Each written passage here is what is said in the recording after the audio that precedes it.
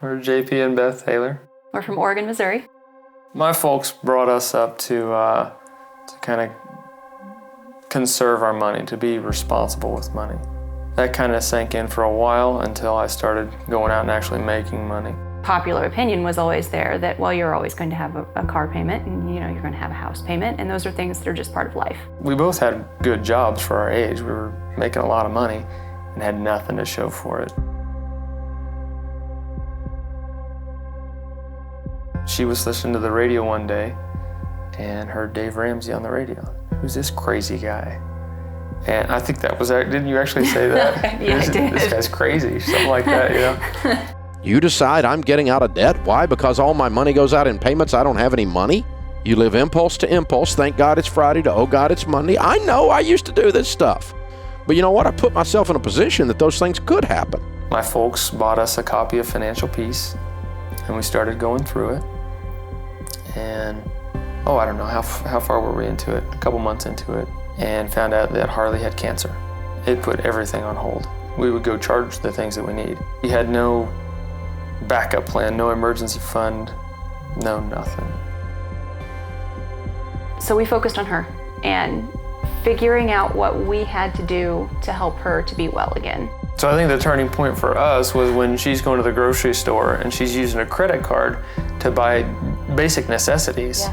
After we knew that she was on maintenance and things were going really well and just took off from there, we had $64,000 worth of consumer debt.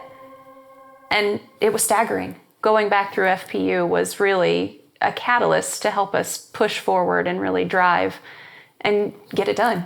This isn't just a shameless plug for Dave. We actually do play this game, and it reinforces what we're trying to teach them in life.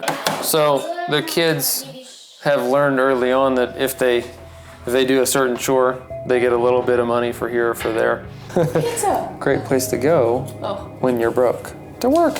We had a small fire outside the house right here, and it took this whole wall. I had cleaned out the ash from the fireplace and let it cool, and then a day later set it outside the door, and the wind picked up, and now I'm forever teased as the person who tried to burn down our house. We had our original contract was with one lender.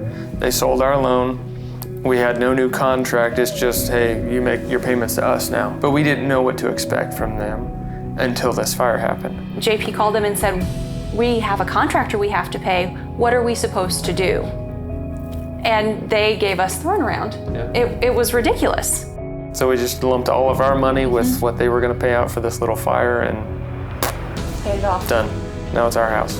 And we're saving for another car now to replace Clifford. He'll be retired to only the stuff hauler.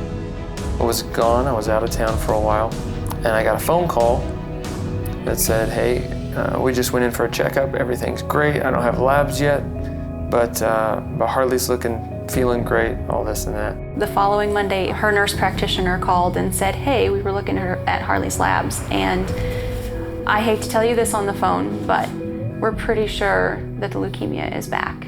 Having that emergency fund was so far grander than taking a credit card and charging everything on a credit card.